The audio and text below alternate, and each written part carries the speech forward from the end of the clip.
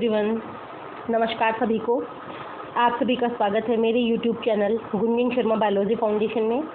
आज का जो हमारा टॉपिक है वो topic principal of inheritance and variation 5th chapter का पार्ट 3 है। और इस पार्ट 3 में हम इस चैप्टर को डी करने वाले हैं। 12th क्लास बायोलॉजी के स्टूडेंट्स के लिए वीडियो बहुत ज़्यादा इंपॉर्टेंट है, क्योंकि इसमें हम एनसीईआरटी को फुली एक्सप्लेन करने वाले हैं।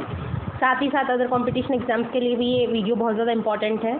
ज़्यादा से ज़्यादा बेनिफिट लेने के लिए वीडियो के फुल सेशन के साथ में जुड़ें। आइए स्टार्ट करते हैं आज का वीडियो। इसके पहले हमने ड्रोसोफिला मेलानोगैस्ट्रा के ऊपर टी.एच. मॉर्गन का जो भी एक्सपेरिमेंट था वहाँ तक की हमने बात की थी। नेक्स्ट हम स्टार्ट करें लिंकेज एंड रिकॉम्बिनेशन। तो जो मॉर्गन साहब थे उन्होंने सेवरल डायहाइब्रिड क्रॉस किए ड्रोसोफिला के ऊपर, क्योंकि मेंडल ने भी डायहाइब्रिड क्रॉस किए थे पी प्लांट के ऊपर। And law of independent assortment जो था उन्होंने पोस्टुलेट किया था और कहा था कि जो असॉर्टमेंट होते हैं, असॉर्टमेंट का मीन जो सेपरेशन होता है वो इंडिपेंडेंट होता है एलील्स का, गैमेट्स का, to study genes that were sex link. लेकिन मॉर्गन ने जो डायहाइब्रिड क्रॉस किया ड्रोसोफिला पर वो इस चीज़ के लिए किया कि कुछ जो जीन्स होती हैं वो इंडिपेंडेंटली असॉर्ट नहीं हो सकती, अलग नहीं हो सकती, because they are sex link, क्योंकि वो पर्टिकुलर सेक्स जो होता है उससे लिंक्ड होती हैं। The crosses were similar to the dihybrid cross carried out by the Mendel in peas. ये जो डायहाइब्रिड क्रॉस थे ये एज यूजुअल वैसे के वैसे ही थे, वैसे के वैसे सेम टू सेम थे जैसे कि मेंडल ने पी प्लांट्स के ऊपर किए थे। For example Morgan hybridise yellow body white eyed females to brown bodied and red eyed male. जैसे कि पी प्लांट के ऊपर मेंडल ने क्या लिए थे, पी प्लांट्स के करेक्टर जो कंट्रास्टिंग करेक्टर लिए थे उन्होंने लिए थे yellow seed and brown seed and wrinkle seed and green seed. तो इन्होंने क्या लिया मॉर्गन ने, तो आपको इंपॉर्टेंट करना है। सबसे पहले 12th क्लास के अंदर यही क्वेश्चन पुटअप होता है कि डायहाइब्रिड क्रॉस जो मॉर्गन ने करवाया वो कौन से करेक्टर्स के बीच में था। तो येलो बॉडी और वाइट आई ये तो थी फीमेल्स की, येलो बॉडी होती थी फीमेल्स की और वाइट आई थी, जबकि मेल्स की बॉडी ब्राउन थी और आईज का कलर रेड था। इनके बीच में जब उन्होंने इंटरक्रॉस करवाया तो उनको F1 प्रोजेनी मिली। He observed that the two genes did not segregate independently। तो मेंडल ने कहा था कि जो जीन्स होती हैं सेग्रीगेट होती है इंडिपेंडेंटली, बट उनको अपने जो रिजल्ट्स हैं वो मेंडल के रिजल्ट से डेविएटेड मिले, यानी डिफरेंट मिले। उन्होंने देखा कि ये जीन्स जो हैं सेग्रीगेट नहीं होती independently of each other, and the F2 ratio deviated very significantly from the 9:3:3:1। साथ साथ में उन्होंने क्या देखा कि मेंडल ने जो अपना रेशो दिया था F2 का 9:3:3:1, तो उनका जो रेशो आया वो उस रेशो से भी डेविएट कर गया। डेविएट का मतलब होता है डिफरेंस हो गया। Expected when the two genes पर इंडिपेंडेंट, और ये 9:3:3:1 का जो रेशो था वो कब एक्सपेक्ट किया जाता था, वो एक्सपेक्ट तब किया जाता था जब वो जो दो जीन्स जो हैं आपस में इंडिपेंडेंट हो। लेकिन यहाँ पर जो मॉर्गन्स ने जीन की स्टडी की वो थी sex link. Morgan and his group knew that the genes were located on the X chromosome and saw quickly that when the two genes in dihybrid cross were situated on the same chromosome, the proportion of parental gene combination were much higher than the non-parental type। यहाँ पर हम parental combination को ये कह सकते हैं कि ये पेरेंट की बात कर रहे हैं, और नॉन पेरेंटल का मतलब है कि प्रोजेनी या जो न्यू कॉम्बिनेशन बना उसका। तो यहाँ पर मॉर्गन और जिसके उसके ग्रुप मेंबर थे वो ये चीज़ जानते थे कि वो जिन जीन्स की स्टडी कर रहे हैं वो जीन्स एक्स क्रोमोसोम पे सिचुएटेड है, मीन वो सेक्स लिंक्ड है। And saw quickly what then two genes in a dihybrid cross were situated on the same chromosome. उन्होंने ये भी देखा कि ये दोनों जीन एक ही क्रोमोसोम यानी होमोलॉगस क्रोमोसोम्स पे हैं, और इसी वजह से जो पेरेंटल जीन है यानी कि जो पेरेंट्स की जीन है उनका जो रेशो है या उनका जो मतलब एक तरीके से कॉम्बिनेशन है वो बहुत ज़्यादा है in compare to non parental, या फिर हम ये कह सकते हैं कि जो प्रोजेनी है उनसे ज़्यादा। Morgan attributed this due to the physical association और लिंकेज। तो मेंडल ने कहा कि ये इसलिए है, मेंडल ने एक नई टर्म दी, उसको कहा फिजिकल एसोसिएशन या फिर linkage of the two genes, and point the term linkage to describe this physical association of gene on chromosome. Important कीजिएगा, 1 मार्क 2 मार्क 3 मार्क के अंदर आपको ये क्वेश्चन आपके बोर्ड एग्जामिनेशन में देखने को ज़रूर मिलेगा कि what is the basic difference between linkage and recombination, या what do you mean by linkage, और full description of the linkage. तो लिंकेज का मतलब होता है physical association of genes on chromosome. एक क्रोमोसोम है, suppose that this is the chromosome and chromosome के ऊपर जो जीन अटैच है, तो इस क्रोमोसोम और इस जीन का कोई ना कोई फिजिकल एसोसिएशन है, उस एसोसिएशन को ही हम कहते हैं linkage. Next, and the term recombination to describe the generation of non-parental gene combinations. Morgan and his group also found that even when genes were grouped on the same chromosome, some genes were very tightly linked and while others were loosely linked. अब एक word है linkage और एक है recombination. तो linkage की definition तो आपको याद हो गई कि physical association of genes on chromosomes. तो रिकॉम्बिनेशन को आप इस तरीके से याद कीजिए, this is the genetic exchange between genes या क्रोमोसोम्स, जो जेनेटिकली एक्सचेंज होता है उसी को ही हम रिकॉम्बिनेशन कहते हैं। तो यहाँ पर दिमाग लगाने की बात यह है कि जो टाइटली अटैच है वो जीन तो आसानी से रिकॉम्बिनेट नहीं हो पाएगी। तो जहाँ लिंकेज ज़्यादा होती है वहाँ रिकॉम्बिनेशन कम होता है। And the F2 ratio deviated very significantly from the 9:3:3:1। यही रीज़न है कि F2 जो रेशो है 9:3:3:1 से भिन्न आता है। Morgan and his group next उसके बाद की बात करें अपन,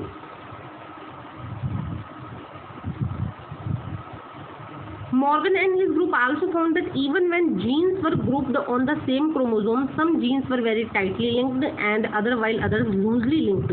तो मॉर्गन ने ये भी देखा कि जो जीन्स होमोलोगस क्रोमोसोम्स पे होती हैं उनमें से कुछ जीन्स तो टाइटली लिंक होती हैं और कुछ लूज लिंक होती हैं। For example found that the genes white and yellow were very tightly link. तो हमने जो जीन्स देखी वाइट एंड येलो के लिए वो बहुत ज़्यादा टाइटली लिंक थी क्रोमोसोम के ऊपर।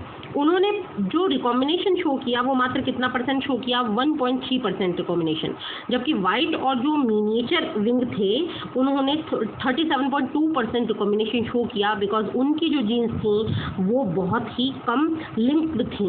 His student Alfred Sturtevant, important कीजिए नाम को, अल्फ्रेड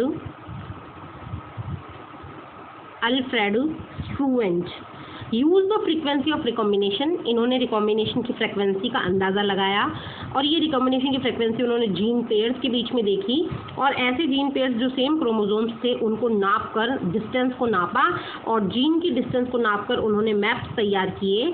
किसके मैप्स तैयार किए? क्रोमोसोम्स पर जीन्स की पोजीशंस के मैप्स तैयार किए। तो आपसे ये पूछा जा सकता है कि जीन मैप जो है कितने हम तैयार किए, तो वो किए थे मॉर्गन के स्टूडेंट अल्फ्रेड स्टूवेंट ने। Today genetic maps are extensively use to starting point of the sequencing of whole genome. 6th chapter जो हम पढ़ेंगे इसमें हम डीएनए सीक्वेंसिंग पढ़ने वाले हैं, जिसमें हम जीन्स की सीक्वेंसिंग करेंगे। तो सीक्वेंसिंग के अंदर हमें जीन मैप की आवश्यकता होगी और वो जीन मैप की जो आवश्यकता होती है वो किसके कारण सफल हुई? वो सफल हुई जो अल्फ्रेड स्टूवेंट थे उनके कारण। और ऐसा जो केस था जिसकी वजह से इसकी हेल्प ली गई वो आया ह्यूमन जीनोम सीक्वेंसिंग में। जो HGP प्रोडक्ट हम प्रोजेक्ट पढ़ने वाले हैं नेक्स्ट चैप्टर में ह्यूमन जीनोम प्रोजेक्ट का, उस HGP प्रोजेक्ट में भी हम DNA की और जीन की सीक्वेंसिंग करेंगे। उनके जो न्यूक्लियोटाइड्स हैं उनके सीक्वेंस का पता लगाएंगे, तो वो भी जीन मैप के थ्रू ही हो पाएगा। ये क्रॉस A और क्रॉस B आपको शो किए गए हैं। इसमें पेरेंट्स जो दिखाए गए हैं वो दिखाए गए हैं yellow white and wild type, क्योंकि आपको पता है स्पीशीज़ दो प्रकार की होती है, एक होती है नेटिव स्पीशीज़, इंडिजिनस स्पीशीज़, एक होती है वाइल्ड जो जंगल में पाई जाती है। इस साइड में आपको वाइट मिनिएचर दिखाया गया है और इसमें ये वाइल्ड टाइप है। तो जब आप देखेंगे तो इसमें आपकी जनरेशन में आपको क्रॉसिंग देखनी है। देखिए ब्लू कलर जब राइट हैंड साइड में था तो वो ब्लू कलर अब आ गया लेफ्ट हैंड साइड में। यहाँ पर एक yellow colour left hand side से आ गया है राइट हैंड साइड में। मीन एक्सचेंज हुआ है, जेनेटिक एक्सचेंज हुआ है, रिकॉम्बिनेशन की प्रोसेस हुई है। सेम B क्रॉस में देखिए एक येलो कलर लेफ्ट टू कहाँ आ गया? राइट में, और एक ब्लू कलर राइट टू कहाँ गया? लेफ्ट में, यानी यहाँ पर भी रिकॉम्बिनेशन की प्रोसेस हुई है। नेक्स्ट उसके बाद में हम जब इसकी F2 जनरेशन ले रहे हैं F1 से, तो देखिए जो पेरेंटल टाइप था फर्स्ट वाले केस में, मतलब लिंकेज, पेरेंटल टाइप को आप मान लीजिए लिंकेज। तो लिंकेज है वो 98.7% है, लेकिन इसमें रिकॉम्बिनेशन का टेंडेंसी आपको कितना शो किया है? 1.3%। तो इससे आपको एक चीज़ याद रखनी है कि जहाँ लिंकेज ज़्यादा होती है वहाँ रिकॉम्बिनेशन की प्रोसेस क्या हो जाती है? कम। और जहाँ लिंकेज का अमाउंट कम होता है, देखिए यहाँ पर लिंकेज मात्र कितनी रह गई? 62.8%। तो वहाँ रिकॉम्बिनेशन की टेंडेंसी अपने आप बढ़ गई और वो कितनी हो गई? 37.2%। तो इस तरीके से ये लिंकेज और रिकॉम्बिनेशन का एक दूसरे से रिलेशन है कि जब लिंकेज ज़्यादा तो रिकॉम्बिनेशन कम और लिंकेज कम तो रिकॉम्बिनेशन ज़्यादा। नेक्स्ट उसके बाद में हम देखते हैं पॉलीजेनिक इनहेरिटेंस, एक न्यू टॉपिक है। Mendel's studies mainly describe those traits that have distinct alternate forms such as the flower colour which are either purple और वाइट। मेंडल की स्टडी जनरली किसके लिए थी? कंट्रास्टिंग कैरेक्टर्स के लिए थी, जो एक दूसरे से कैसे थे? डिफरेंट थे। जैसे कि उन्होंने फ्लावर कलर चूज किया तो वो भी दो प्रकार के थे, पर्पल और white. But if you look around, you will find that there are many traits which are not so distinct in their occurrence and are spread across a gradient. लेकिन अगर आप अपने चारों तरफ देखेंगे तो आपको ऐसे बहुत सारे ट्रेट्स या करेक्टर्स मिलेंगे जो एक दूसरे से डिफरेंट नहीं होते, डिस्टिंक्ट नहीं होते। For example, in human we don't just have tall or short people as two distinct alternative but a whole range of possible heights. ये नहीं है कि अगर हम ह्यूमंस को देखेंगे तो हमें सिर्फ या तो टाल मिलेंगे या शॉर्ट मिलेंगे, जबकि हमें ह्यूमंस के अंदर हर प्रकार का ह्यूमन दिखाई देता है। Such traits are generally control by 3 और मोर जीन्स। ऐसे ट्रेट्स जो जनरली 3 या 3 से ज़्यादा जीन्स के थ्रू कंट्रोल होते हैं उनको हम कहते हैं पॉलीजेनिक ट्रेट्स। याद कर लीजिए, मोस्ट इंपॉर्टेंट कर लीजिए, एग्जाम्स के लिए इंपॉर्टेंट वर्ड कीजिएगा। What do you mean bye polygenic inheritance? ऐसे करेक्टर्स जो 2 या 2 से ज़्यादा या 3 या 3 से ज़्यादा जीन्स के थ्रू कंट्रोल होते हैं वो करेक्टर्स कहलाते हैं पॉलीजेनिक कैरेक्टर्स या polygenic traits.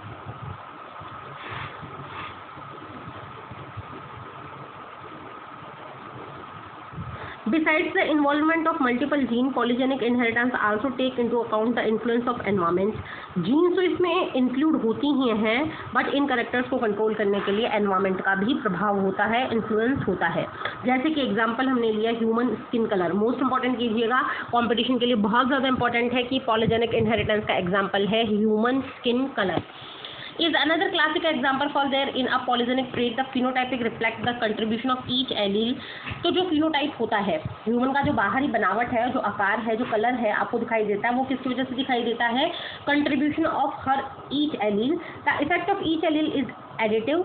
To understand this better let us assume that 3 genes. तो ह्यूमन जो कलर है, ह्यूमन जो स्किन कलर है उसको कंट्रोल करने के लिए यहाँ पे 3 जीन्स हैं ABC विद डोमिनेंट फॉर्म। इनकी डोमिनेंट फॉर्म होगी capital A, capital B, capital C and जो डोमिनेंट फॉर्म होगी वो डार्क स्किन कलर के लिए रेस्पॉन्सिबल होगी और जो रेसेसिव फॉर्म है small a, small b, small c वो लाइट स्किन कलर के लिए होगी।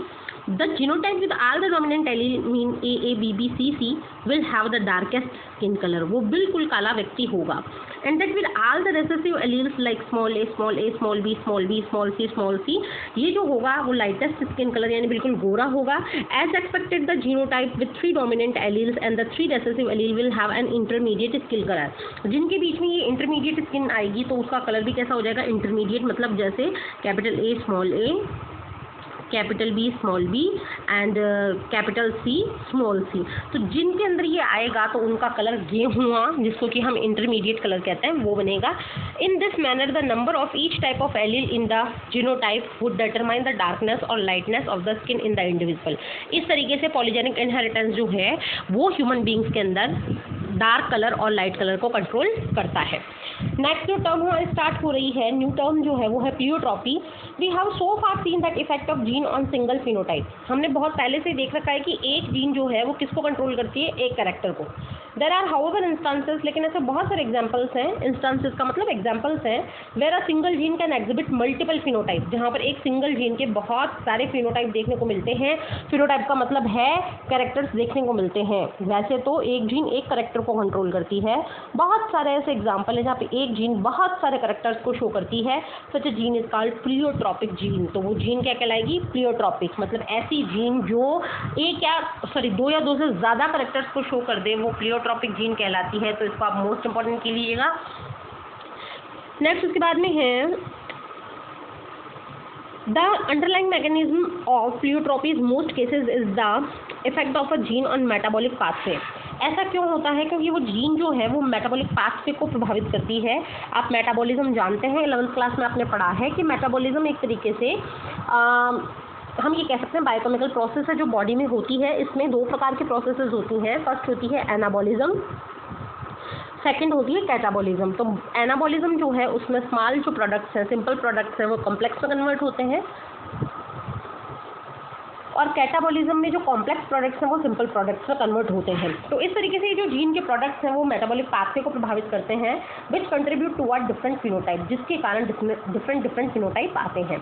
An example of this is disease phenyl ketonuria. Most important कर लीजिए आप, फिनाइल कीटोन्यूरिया का जो एग्जाम्पल है वो एग्जाम्पल है, सॉरी, प्लियोट्रॉपी का जो एग्जाम्पल है वो है फिनाइल कीटोन्यूरिया। इसको शॉर्ट फॉर्म कहेंगे PKU, फिनाइल कीटोन्यूरिया।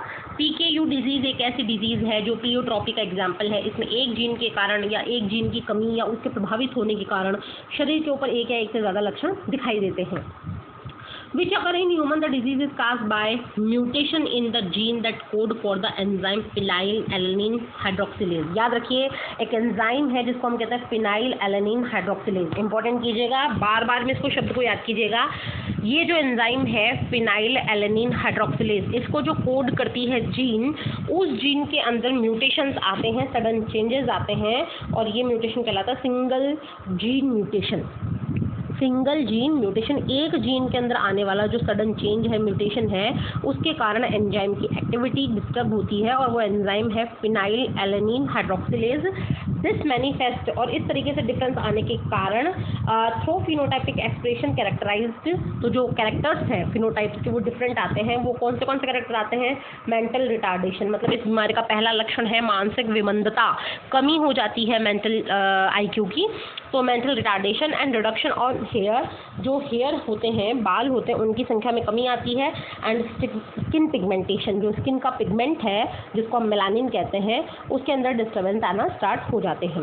नेक्स्ट है सेक्स डिटर्मिनेशन। तो सेक्स डिटर्मिनेशन की जो प्रोसेस है उसमें देखिए, the mechanism of sex determination has always been a puzzle before the genetics. तो जेनेटिक्स जब तक नहीं आई थी, जेनेटिशियंस जब तक नहीं आए थे, तब तक ये जो सेक्स डिटर्मिनेशन की बात थी एक पजल थी, हमारे लिए पहेली थी। The initial clue about the genetic chromosomal mechanism of sex determination can be traced back to some of the experiment carried out in insects. सबसे पहले जो हमें क्लूज मिले वो मिले इंसेक्ट्स के ऊपर वर्क करके। In fact the cytological observation, insects के ऊपर हमने सेल के अंदर जो ऑब्जर्वेशंस देखे, made a number of insects led to the development of the concept of genetic chromosomal basis of sex determination. और ये जो स्टडीज़ की गई थी, स्टडीज़ एक इंसेक्ट के ऊपर नहीं, न्यूमेरस इंसेक्ट्स के ऊपर की गई थी, और इंसेक्ट्स के ऊपर करने के कारण हमने जेनेटिक और क्रोमोसोम्स का जो बेसिस है सेक्स डिटर्मिनेशन के लिए, उसकी थ्योरी हमने साइंटिस्ट ने डेवलप की। हैंकिंग जो सबसे पहले वैज्ञानिक थे, इंपॉर्टेंट कीजिए वर्ड को, उन्होंने 1891 में could trace a specific nuclear structure, एक विशेष प्रकार का न्यूक्लियस में स्ट्रक्चर ढूंढा, all through spermatogenesis in few insects, और वो स्ट्रक्चर जो था कुछ इंसेक्ट्स में तो पूरे के पूरे स्पर्मेटोजेनेसिस में था, and it was also observe by him at the 50% of the sperm receive this structure. उन्होंने ये भी देखा कि स्पर्मेटोजेनेसिस के बाद में लगभग 50% स्पर्म्स में ये स्ट्रक्चर आया, whereas the other 50% sperm did not receive, जबकि अदर 50% स्पर्म्स ने इसको रिसीव नहीं किया। Henking gave a name to this structure as X body, और हैंकिंग ने 1891 में उस स्ट्रक्चर को नाम दिया एक्स बॉडी। और आज हम जानते हैं कि वो क्रोमोसोम कौन सा होता है? X chromosome. 100% स्पर्म्स के अंदर 50% स्पर्म कैरी करते हैं एक्स क्रोमोसोम को, जबकि 50% क्रोमोसोम कैरी करते हैं वाई क्रोमोसोम को। तो ये एक बात है XY sex determination in human being male. But he could not explain its significance. Further investigation by other scientists lead to the conclusion that X body of hanging was in fact of chromosome X। तो other जो scientist आए उन्होंने बताया कि Henking का जो x body था वही वास्तव में कौन सा क्रोमोसोम है? एक्स क्रोमोसोम है। That's why it was given the name x chromosome, इसीलिए उन्होंने उसको एक्स क्रोमोसोम नाम दिया। It was also observe that in large number of insects the mechanism of sex determination is of XO type. Most important करेंगे आप exams के लिए, insects के अंदर सेक्स डिटर्मिनेशन की जो मेथड काम में आती है वो होती है XO type. XO type. All eggs bear an additional X chromosomes beside the other chromosomes autosomes। तो जितने भी एग होते हैं उनके अंदर एक X क्रोमोसोम एक्स्ट्रा पाया जाता है। On the other hand some of the sperms bear X chromosome where some do not, जबकि कुछ स्पर्म्स के अंदर X है और कुछ के अंदर नहीं है। Eggs fertilized by sperm having an X chromosome become female and those fertilized sperm that not have an X chromosome become mail.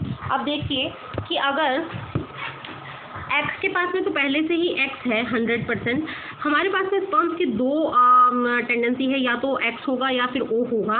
तो अगर इसका फ्यूजन एक्स के साथ में होता है तो वो फीमेल बनेगी XX, और अगर इसका फ्यूजन एक्स ओ के रूप में होता है तो वो बनेगा मेल XO। नेक्स्ट उसके बाद में,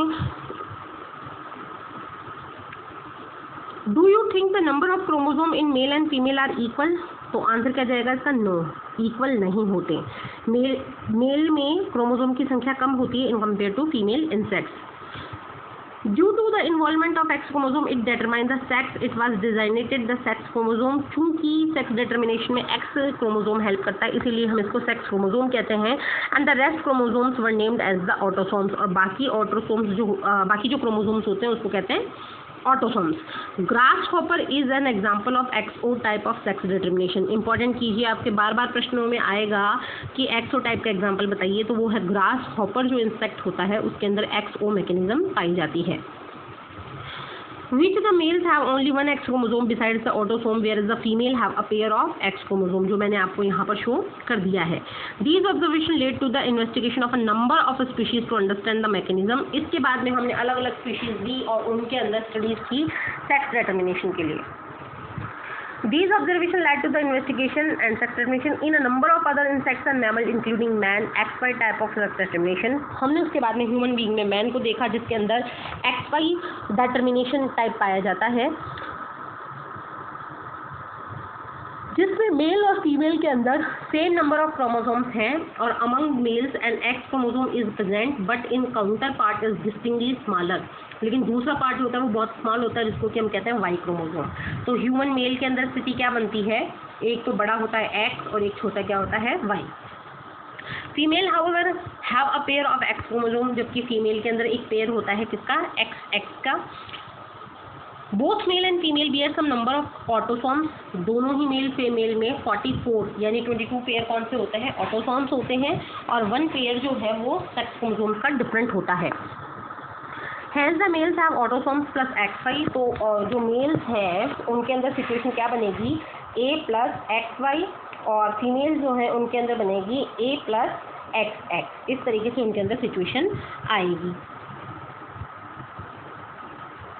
In human beings and in Drosophila, the males have 1 X and 1 Y chromosome, whereas the female have a pair of X chromosomes। तो अब याद रखिए, चाहे मेल फीमेल हो ह्यूमन के, चाहे ड्रोसोफिला मेलानोगैस्टर हो जिसके ऊपर मॉर्गन साहब ने वर्क किया, दोनों के अंदर जो सेक्स डिटर्मिनेशन मिलता है वो मिलता है XY type. In the above description you have studied about the 2 types of sex determination mechanism, XO and XY type. अब तक आपने 2 प्रकार पढ़ लिए, XO और XY।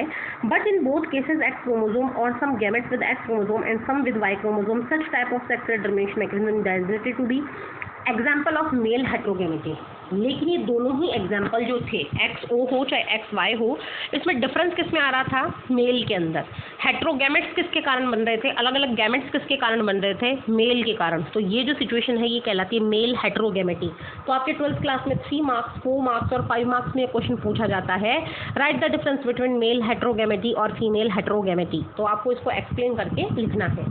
In some other organism such as the birds, अब हम एग्जाम्पल ले रहे हैं बर्ड्स का। तो बर्ड्स के अंदर क्या सिचुएशन आती है?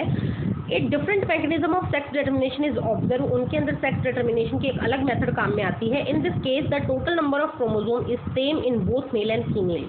इन केसेस में मेल और फीमेल के अंदर क्रोमोसोम नंबर तो समान होते हैं, but 2 different type of gamete in term of sex chromosome are produce by female. लेकिन जो 2 अलग अलग प्रकार के क्रोमोसोम है वो मेल नहीं बनाता, वो फीमेल बनाती है, और ये एग्जाम्पल हो जाता है फीमेल हेट्रोगेमेटी का। मतलब इसके अंदर जो मेल होगा वो Z क्रोमोसोम बनाएगा, सेक्स क्रोमोसोम, जबकि फीमेल कौन सा बनाएगी? ZW। तो ZW होने के कारण ये एग्जाम्पल है फीमेल हेट्रोगेमेटी का। In order to have distinct with the mechanism of sex determination describe earlier, the 2 different sex chromosome of female bird has been designated to be Z and W। तो female के अंदर तो ये chromosome होंगे Z and W, and male के अंदर ये situation आएगी Z। नेक्स्ट हम देखते हैं sex determination in humans. It has already been mentioned the sex determining mechanism in case of human is XY type। ये पहले बताया जा चुका है कि टाइप कौन सा होता है? XY। 23 पेयर्स हमारे में क्रोमोसोम्स होते हैं, उनमें से 22 तो जो होते हैं वो होते हैं ऑटोसोम, जो मेल फीमेल में कैसे होते हैं? सेम होते हैं। और 1 पेयर जो होता है वो X chromosome are present in female, वो फीमेल में होता है, जबकि XY किस में होता है? मेल्स में होता है, जिनके कारण कैरेक्टरिस्टिक फीचर्स आते हैं। During spermatogenesis among male 2 type of gamete are produce. Sperm 2 प्रकार के बनते हैं। 50% स्पर्म्स में कौन सा क्रोमोसोम आता है? X, जबकि 50% क्रोमोसोम्स में कौन सा आता है? Y। फीमेल के अंदर जितने भी ओवम बनते हैं, एग बनते हैं, वो सभी सेम होते हैं, उनके अंदर सभी के अंदर एक्स क्रोमोसोम आता है। There is the equal probability to fertilization, तो इसलिए एक समान चांसेस हैं फर्टिलाइजेशन के ओवम और sperm carrying the either x और वाई क्रोमोसोम। तो डिपेंड करेगा कि मेल कौन सा गैमेट प्रोवाइड कर रहा है, एक्स क्रोमोसोम वाला कर रहा है या वाई क्रोमोसोम वाला कर रहा है। In case ovum fertilize with a sperm carrying X chromosome, अगर हम ओवम का फर्टिलाइजेशन उस स्पर्म के साथ करवाएं जिसमें क्रोमोसोम एक्स है, तो जो जाइगोट होगा वो फीमेल बेबी या एक्स एक्स के रूप में आपके सामने आएगा। अगर हम फर्टिलाइजेशन करवाएं ओवम का वाई क्रोमोसोम वाले स्पर्म से, तो जो बेबी होगा वो बेबी बॉय या एक्स वाई के रूप में हमारे सामने आएगा।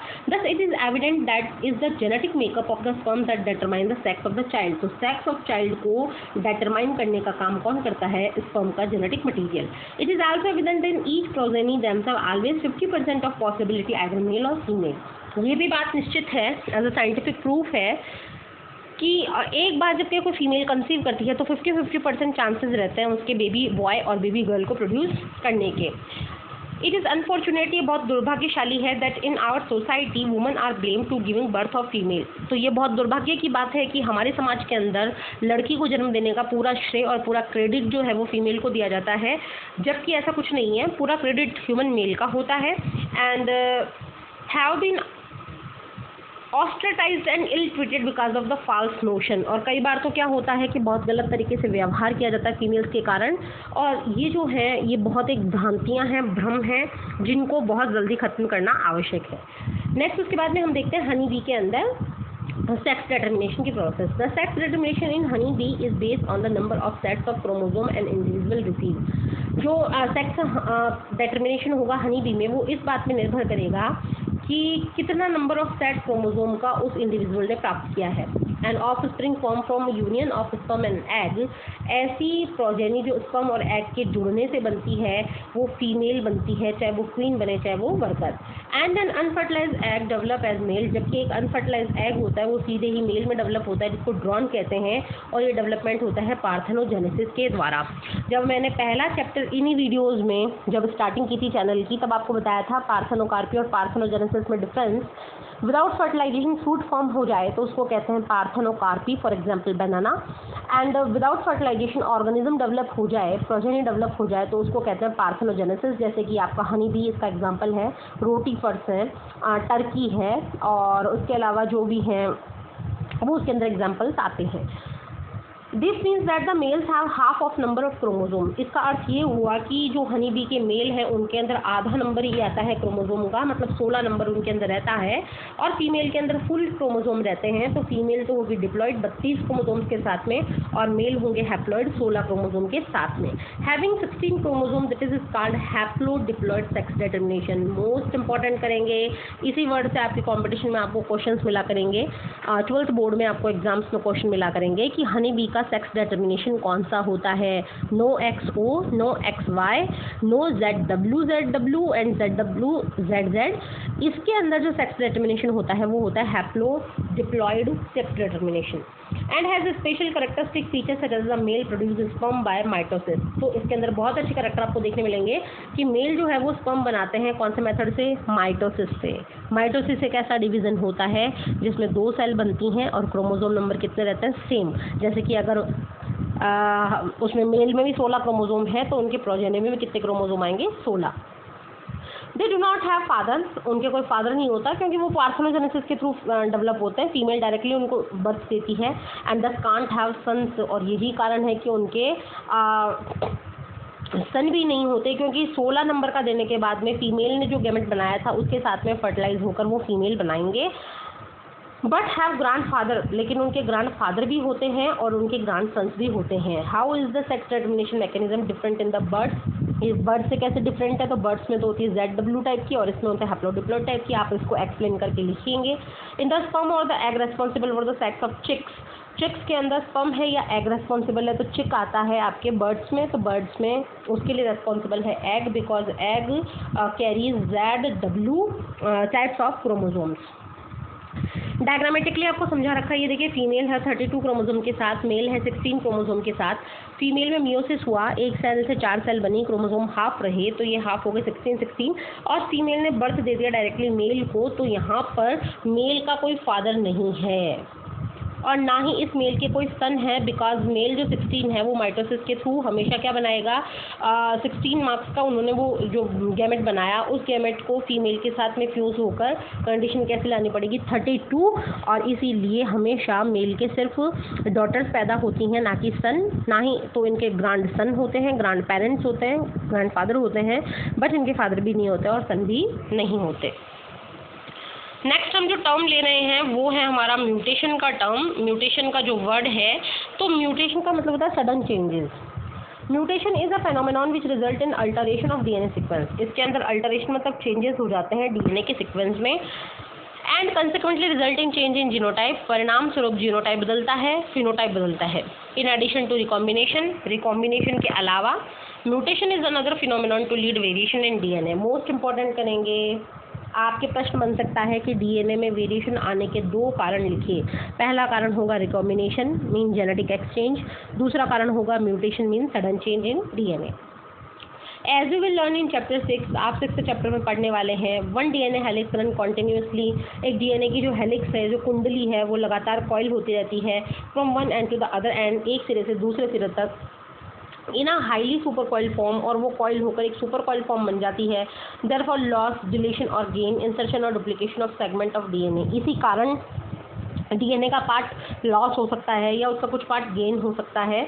Result in alteration in chromosome, और इन दोनों ही कारणों से क्रोमोसोम के स्ट्रक्चर में अल्टरेशन आती हैं, चेंजेस आते हैं।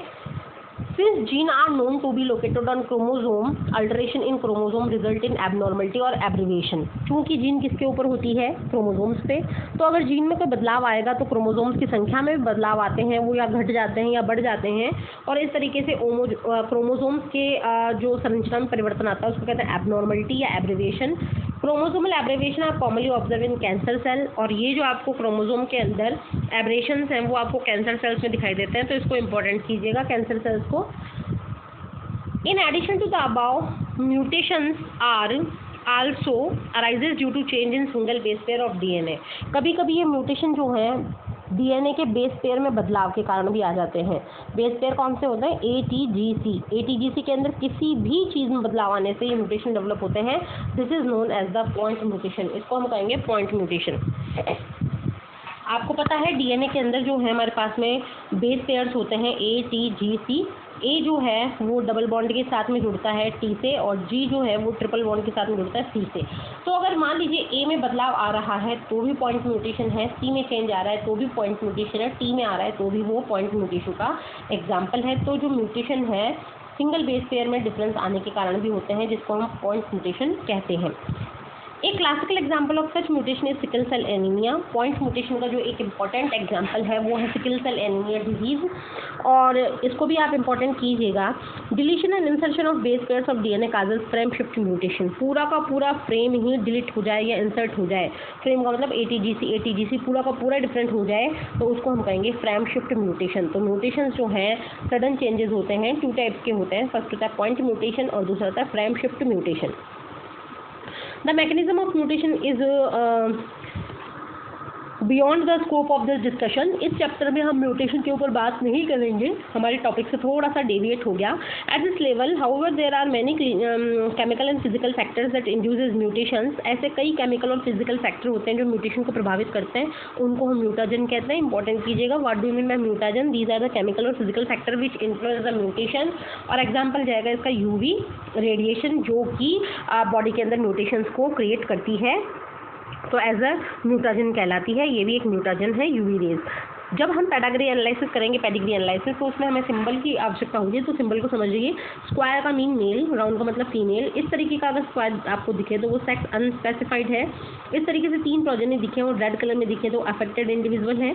इस तरीके से आपको क्रॉस दिखाया जाए तो वो मेटिंग यानी रिप्रोडक्शन का हाइब्रिडाइजेशन का सिंबल है।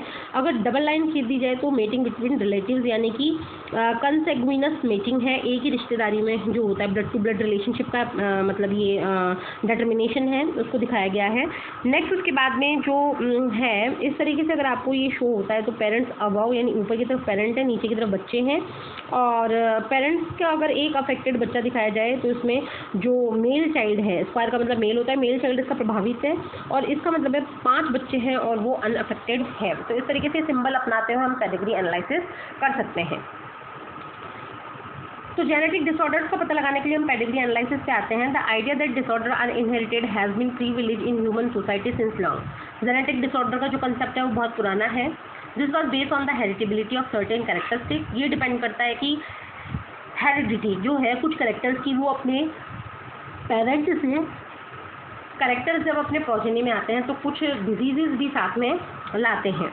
After the rediscovery of Mendel's, this was based on the hereditary certain characteristic feature in family. After the rediscovery of Mendel Mendel के वर्क को रीडिस्कवर किया था 3 साइंटिस्ट ने, कॉरेंस, डीवरीज एंड शेरमॉक 1900 के आसपास। Since it is evident that control crosses that can be performed in pea plant, उन्होंने देखा कि pea plant में हम कंट्रोल क्रॉस करते हैं, हाइब्रिडाइजेशन करते हैं। Some other organism are not possible in case of human being, लेकिन वो क्रॉस हम ह्यूमन बींग के ऊपर अप्लाई नहीं कर सकते। Study of the family history about inheritance, तो इस केस में हमें उस फैमिली की हिस्ट्री का पता लगाना पड़ेगा। दैट प्रोवाइड एन अल्टरनेटिव, ये हमारे लिए एक विकल्प का काम करेगा। Such an analysis of trait is a several of generation of a family, ऐसा जो हमें एनालिसिस करना पड़ेगा वो फैमिली की बहुत ज़्यादा जो जनरेशन्स हैं उनके ऊपर करना पड़ेगा, और ऐसा एनालिसिस कहलाता है पेडिग्री एनालिसिस करना। In the pedigree analysis the inheritance of particular trait is represented in family tree over generation. तो इस पेडिग्री एनालिसिस में हम पर्टिकुलर एक कैरेक्टर का जो इनहेरिटेंस है उसकी स्टडी करेंगे। In human genetics pedigree study provide a strong tool.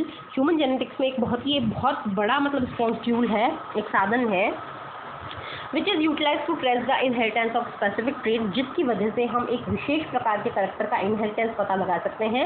Abnormally और डिजीज, वो एबनॉर्मली हो सकता है, डिजीज का कारण बन सकता है, उसका हम पता लगा सकते हैं। Some of the important standard symbols use in pedigree analysis, वो सिंबल्स हमने अभी देखे हैं। As you have study the chapter, each and every feature in any organism is controlled by 1 or 2 other gene located on DNA. तो आपने देखा कि जो कैरेक्टर्स हैं हमारी ह्यूमन बॉडी में, उनको कंट्रोल करने के लिए हमारी बॉडी में जीन्स हैं,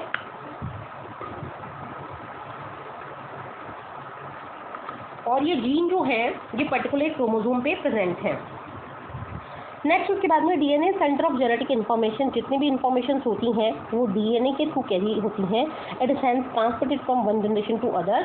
तो डीएनए इसको एक जनरेशन से लेकर दूसरे में जाता है विदाउट एनी चेंज और अल्टरेशन, किसी भिन्नता के, ये आगे से आगे पहुंचती है। हाउएवर चेंजेस और अल्टरेशन टेक प्लेस ऑकेजनली, लेकिन कभी कभी कोई बदलाव, कोई चेंज इनमें आ जाता है। सच एन अल्टरेशन और change in the genetic material is refers to as mutation, और उस बदलाव को हम म्यूटेशन कहते हैं। A number of disorder in human being have been found, तो इस तरीके से ह्यूमन के अंदर बहुत सारे डिसऑर्डर, बीमारियां इसके अंदर एसोसिएट होती हैं जो कि इनहेरिटेंस के कारण होती हैं, या अल्टर जीन या अल्टर क्रोमोसोम या बदले हुए क्रोमोसोम के कारण होती हैं। तो सबसे पहले हम डिसऑर्डर्स की बात करते हैं। डिसऑर्डर 2 टाइप के होते हैं, पहला मेंडेलियन डिसऑर्डर, दूसरा क्रोमोसोमल डिसऑर्डर। तो हम जो बात करेंगे वो सबसे पहले करेंगे मेंडेलियन डिसऑर्डर की। ब्रॉडली जेनेटिक डिसऑर्डर में भी group into 2 category. Genetic disorder 2 प्रकार के होते हैं, मेंडेलियन और chromosomal. Mendelian disorder are mainly determined by alteration और म्यूटेशन। तो इसमें हम बदलाव देखेंगे, म्यूटेशंस के कारण देखेंगे, और ये बदलाव जो होगा सिंगल जीन में आ सकता है। This disorder are transmitted to the offspring on the same line as we have study in the principle of inheritance. ये जो डिसऑर्डर है ये प्रोजेनी के अंदर सभी प्रोजेनी में ट्रांसफर हो सकता है, जैसे कि हमने पिछले जो लॉज देखे थे उनके अकॉर्डिंग देखा था। The pattern of inheritance of such Mendelian disorder can be traced in family by pedigree analysis. In diseases की जो स्टडी है वो हम किसके माध्यम से कर सकते हैं? पेडिग्री एनालिसिस के माध्यम से। Most common and prevalent Mendelian disorder are haemophilia, most important कीजिएगा, cystic fibrosis, sickle cell anaemia, colour blindness, phenylketonuria, thalassaemia etcetera. तो ये जो हैं ये एग्जाम में आपसे पूछ जाएंगे कि जो मोस्ट ऑफ मेंडेलियन डिसऑर्डर्स हैं उनके नाम लिखिए। फर्स्ट है हीमोफीलिया, हीमोफीलिया के बाद में है सिस्टिक फाइब्रोसिस, नेक्स्ट है सिकल सेल एनीमिया, नेक्स्ट है कलर ब्लाइंडनेस, नेक्स्ट है फिनाइलकीटोनुरिया और नेक्स्ट है thalassaemia. It is important to mention here that such Mendelian disorder में बी डोमिनेंट और रेसेसिव। यहाँ पर ये बताना आवश्यक है कि कुछ जो बीमारियाँ हैं वो डोमिनेंट होती हैं और कुछ रेसेसिव होती हैं। By pedigree analysis one can easily understand whether the trait question is dominant और रेसेसिव। पेडिग्री एनालिसिस जो है उसके थ्रू हम आसानी से समझ सकते हैं कि दिया गया ट्रेट और कैरेक्टर वो है वो डोमिनेंट है या रेसेसिव है। Similarly, the trait may also be linked to sex chromosome as in case of hemophilia। हम ये भी पता लगा सकते हैं कि वो जो ट्रेट है वो सेक्स से लिंक है या नहीं है, जैसे कि किसमें लिंक होता है, हीमोफीलिया डिजीज में। It is evident that is X-linked recessive trait show transmission from carrier. यहाँ पर ये भी बात याद रखने की है कि जो एक्स लिंक रेसेसिव ट्रेट होता है, एक्स से लिंक होता है और रेसेसिव करेक्टर होता है, उसका ट्रांसफ़र जो होता है वो कैरियर के माध्यम से होता है और वो कैरियर जनरली कौन होती है, फीमेल होती है और ये बीमारी फैलती है मेल प्रोजेनी में। A representative pedigree shown in figure, एक आपको पेडिग्री शो की गई है इसमें for dominant and recessive trait, ये दोनों के लिए बनाई गई है। Discuss with your teacher and design pedigree और character link to both autosome and sex chromosome.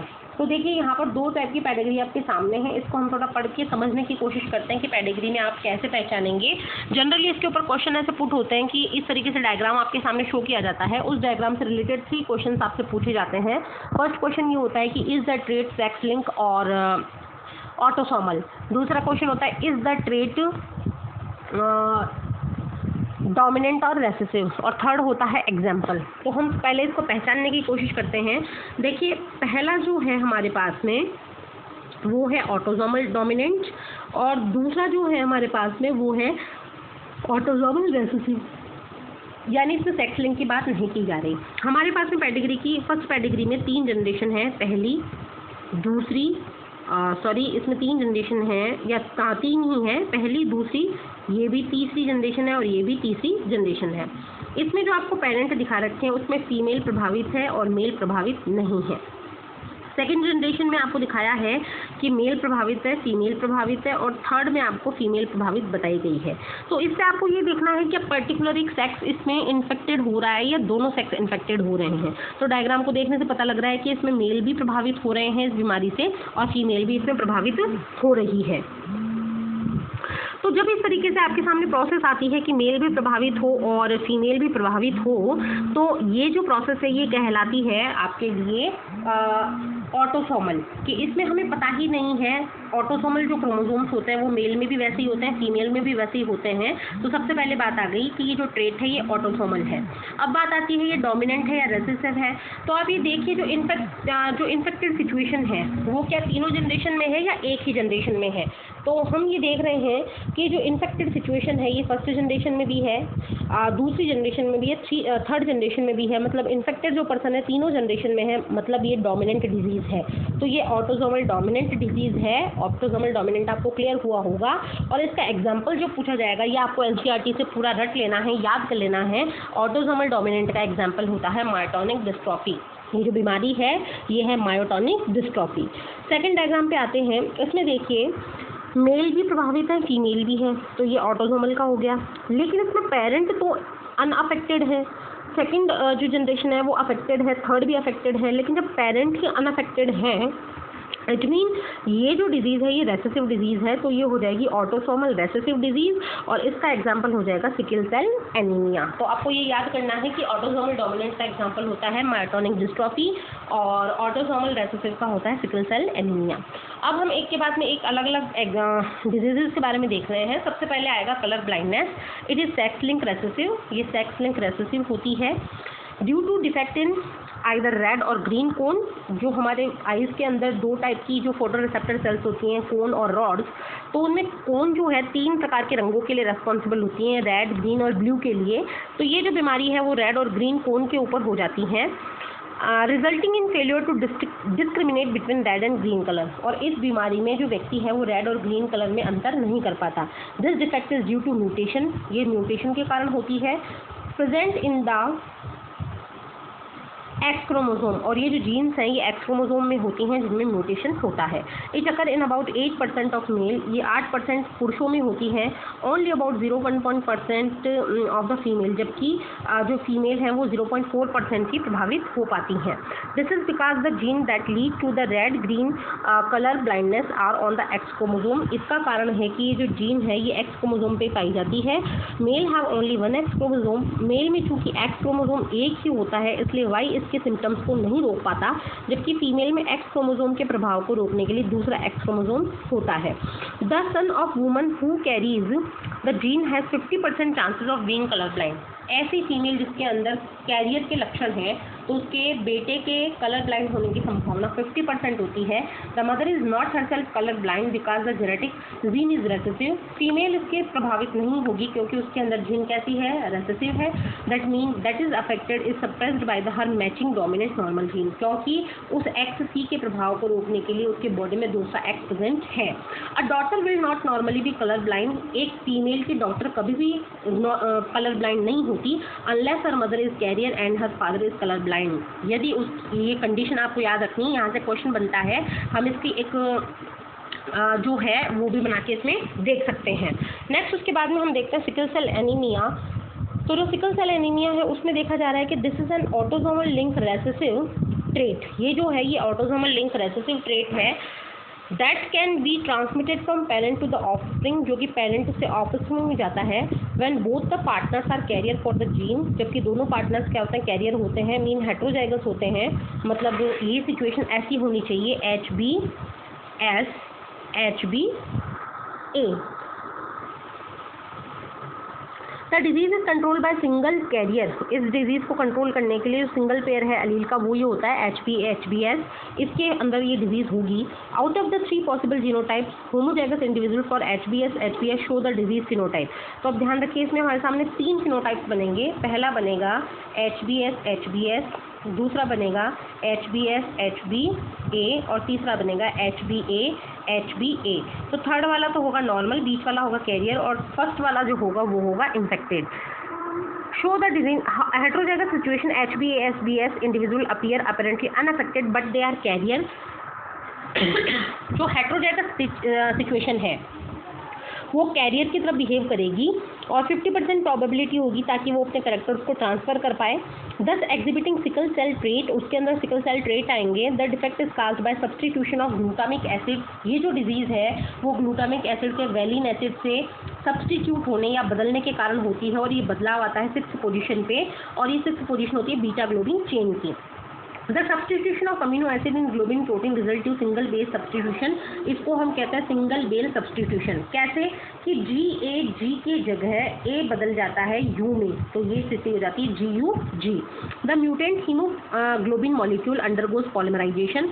ये बदलाव आता है, पॉलीमराइज हो जाता है, ऑक्सीजन की कैपेसिटी लो हो जाती है और उसके शेप में चेंज आता है। जो RBC बाइकोनकेव होती है इस तरीके से वो हंसिया की आकृति मतलब सिकल लाइक हो जाती है और ये डिजीज़ कहलाती है सिकल सेल एनीमिया। तो इसमें आपको ये डायग्राम दिखा रखा है नॉर्मल हीमोग्लोबिन और इसमें दिखा रखा है sickle cell type like RBC या हीमोग्लोबिन। इसमें जो GAG था, जो CTC और GAG बन रहा था, यहाँ पे GTG, CAC और GUG में कन्वर्ट हो गया और इस तरीके से 6th पोजीशन पे ग्लूटामिक की जगह वेलिन आ गया। तो ये डिजीज़ कहलाती है सिकल सेल एनीमिया। नेक्स्ट है phenyl ketonuria. This inborn error, ये पैदा होने के साथ में एरर बॉडी में आता है, ये मेटाबॉलिज्म का एरर है। ये ऑटोसोमल रेसेसिव ट्रेट होता है एक तरीके से। The affected individual lake an enzyme, जो प्रभावित होता है उसके अंदर एक एंजाइम नहीं पाया जाता और वो एंजाइम फिनाइल एलानिन को टायरोसिन में परिवर्तित करता है। अगर ये एंजाइम नहीं पाया जाएगा तो फिनाइल एलानिन जो है वो टायरोसिन में परिवर्तित नहीं होगा और फिनाइल एलानिन जो है वो जमा होता जाएगा और कन्वर्ट हो जाएगा फिनाइल पायरुविक एसिड में। Accumulation of this brain result in mental retardation, और फिनाइल पायरुविक एसिड के कारण मेंटल रिटार्डेशन की प्रोसेस होती है, जो IQ लेवल है वो कम हो जाता है। There are also excreted through urine, ये फिनाइल पायरुविक एसिड यूरिन के थ्रू बाहर आता है because of its poor absorption by kidney, क्योंकि किडनी इसको एब्जॉर्ब नहीं कर पाती। नेक्स्ट जो डिजीज़ है वो है थैलेसीमिया। तो थैलेसीमिया जो डिजीज़ है ये एक ऑटोसोमल लिंक रेसेसिव डिजीज़ होती है, ब्लड डिजीज़ है, पेरेंट्स से ऑफस्प्रिंग में जाती है। When both partner are unaffected carrier हो तभी ये डिजीज़ आगे से आगे जाएगी, हेट्रोजाइगस स्थिति होनी चाहिए। The defect could be due to either mutation और डिलीशन, ये म्यूटेशन या डिलीशन के कारण होती है, और इसके कारण क्या होता है, रिड्यूस हो जाता है, कम हो जाता है ग्लोबिन चेन का बनना, और ग्लोबिन चेन या तो अल्फा चेन होगी या बीटा चेन होगी, और इसी कारण से जो है formation of abnormal haemoglobin molecule resulting into anaemia, जो भी है एबनॉर्मल हीमोग्लोबिन के बनने के कारण बॉडी में एनीमिया के लक्षण आते हैं, खून की कमी होती है, which is characteristic of this disease, जो कि इसका एक मुख्य लक्षण है। Thalassaemia can be classify according to which chain of haemoglobin molecule is affected, कौन सी चेन प्रभावित हुई है, उस आधार पर थैलेसीमिया दो प्रकार के होते हैं, अल्फा थैलेसीमिया जिसमें कि अल्फा चेन प्रभावित होती है, दूसरा बीटा थैलेसीमिया जिसमें बीटा ग्लोबिन चेन का जो प्रोडक्शन है वो अफेक्टेड होता है। Next, alpha thalassaemia is control by two closely linked gene HbA1 HbA2, alpha को ये दो कंट्रोल करती हैं, तो इंपॉर्टेंट कीजिएगा HbA1 HbA2 mean haemoglobin A1 haemoglobin A2। On chromosome 16, ये क्रोमोसोम 16 पे होती हैं। It is observe due to mutation और deletion of one or more of the four genes, the more genes affected the less alpha globin molecule produced। तो क्या होगा कि अगर इन जीन्स में कोई म्यूटेशन हो, डिलीशन हो, तो जितना ज़्यादा म्यूटेशन डिलीशन होगा उतनी ही ये जीन प्रभावित होंगी। While beta thalassemia is controlled by single gene HbB, और बीटा को प्रभावित करने वाली होती हैं HbB, और ये 11 नंबर क्रोमोसोम पे होती हैं दोनों पेरेंट्स में, और ये म्यूटेशन के कारण होती हैं। Thalassaemia differ from sickle cell anaemia, ये दोनों अलग अलग होते हैं बिकॉज फॉर्मर जो था, मतलब सिकल सेल एनीमिया जो है वो क्वांटिटी के बेस पे, क्योंकि इसमें जो क्वांटिटी बदलती है, जबकि सिकल सेल एनीमिया में क्या होता है, क्वालिटी बदलती है हीमोग्लोबिन की। तो इस तरीके से आपसे एक क्वेश्चन पूछा जा सकता है कि इसमें से कौन सी क्वांटिटेटिव है और कौन सा क्वालिटेटिव। तो जो थैलेसीमिया है वो तो क्वांटिटेटिव है और सिकल सेल एनीमिया क्वालिटेटिव है। नेक्स्ट, क्रोमोसोमल डिसऑर्डर्स की बात करते हैं। जो क्रोमोसोमल डिसऑर्डर्स होते हैं वो या एब्सेंस या फिर excess of abnormal arrangement of one और मोर क्रोमोसोम के कारण होते हैं, कि या तो एब्सेंस हो जाएगी क्रोमोसोम की या जो है एबनॉर्मल अरेंजमेंट होगा। Failure of segregation of chromatid during cell division, अगर सेल डिवीजन के समय जो क्रोमेटिड है वो अलग अलग ना हो तो इस कारण से गेन या लॉस होता है क्रोमोसोम्स का, और उस प्रोसेस को कहते हैं aneuploidy. For example down syndrome, पहली जो बीमारी है वो डाउन सिंड्रोम है। इसमें क्या होता है, 21 नंबर क्रोमोसोम की एक्स्ट्रा कॉपी आ जाती है। टर्नर सिंड्रोम में जो है एक्स क्रोमोसोम लॉस हो जाता है। Failure of cytokinesis after telophase, अगर टीलोफेज सिचुएशन के बाद में साइटोकाइनेसिस यानी कि साइटोप्लाज्म का डिवीजन नहीं हो तो क्या होगा, होल सेट ऑफ क्रोमोसोम जो है वो इंक्रीज हो जाएगा, एंड जो फिनोमेनॉन है वो कहलाएगी पॉलीप्लॉइडी, और ये सिर्फ आपको प्लांट्स में देखने को मिलेगी। Total number of chromosome in normal human cell 46 होते हैं, जिनमें 22 पेयर होते हैं ऑटोसोम्स, बाकी 1 पेयर होता है sex chromosome. Sometimes, though rarely, either an additional copy of chromosome may be included in the individual। कभी कभी ये डिफरेंसेस हमारे सामने आते हैं, और इसके अंदर या तो इंडिविजुअल एक जो क्रोमोसोम है उसकी कमी होगी या उसकी अधिकता होगी। This situation are known as trisomy और मोनोसोमी। अधिकता होगी तो ट्राइसोमी, कमी होगी तो मोनोसोमी कहलाएगी। Such situation leads through very serious consequence, इनके बहुत ही घातक परिणाम बॉडी के ऊपर आते हैं। इसके एग्जांपल्स हैं Down syndrome, Turner syndrome, Klinefelter syndrome, ये कॉमन एग्जांपल्स हैं जो हम इसमें स्टडी करने वाले हैं। पहले हम देखते हैं Down syndrome. The cause of this genetic disorder is the presence of an additional copy of the chromosome number 21। Important कीजिएगा, 21 नंबर क्रोमोसोम की एडिशनल कॉपी यानी ट्राइसोमी ऑफ 21 होने से बॉडी के अंदर जो होगा वो डाउन सिंड्रोम हो जाएगा। This disorder was first described by Langdon Down 1866। Langdon Down के नाम पर इस डिजीज का नाम हुआ Down syndrome. Affected individual is short statured, short इसकी बॉडी हो जाएगी, एंड पार्शियली ओपन माउथ, उसका माउथ हमेशा ओपन रहेगा। नेक्स्ट, पाम इज ब्रॉड, उसकी हथेलियाँ चौड़ी होंगी, and physical, psychomotor and mental development retarded, यानी बॉडी का और दिमाग का जो डेवलपमेंट है वो रुक जाएगा। नेक्स्ट है क्लिनफेल्टर सिंड्रोम। तो क्लिनफेल्टर सिंड्रोम जो होता है ये होता है presence of additional copy of X chromosome, तो ये मेल में होता है। तो क्लिनफेल्टर सिंड्रोम में मेल के अंदर एक एक्स क्रोमोसोम एक्स्ट्रा आता है और कैरियोटाइप हो जाता है XXY, मतलब उसके अंदर 46 की जगह 47 क्रोमोसोम हो जाते हैं। Such an individual has overall masculine development, उसमें फीमेल के करैक्टर डेवलप होते हैं, और ओवरऑल तो उसके अंदर मैस्कुलाइन डेवलपमेंट होता है, मतलब देखने में तो मेल होता है बट उसके अंदर फीमेल के करेक्टर डेवलप होते हैं, फेमिनाइन करेक्टर डेवलप हो जाते हैं, गायनेकोमेस्टिया हो जाता है, ब्रेस्ट का डेवलपमेंट हो जाता है, जैसे कि डायग्राम में आपको शो किया गया है। It is also expressed and such individuals are sterile. तो ये जो ह्यूमन बींग्स होते हैं वो स्टेराइल होते हैं, मतलब आगे जाकर प्रोजेनी नहीं बना पाते।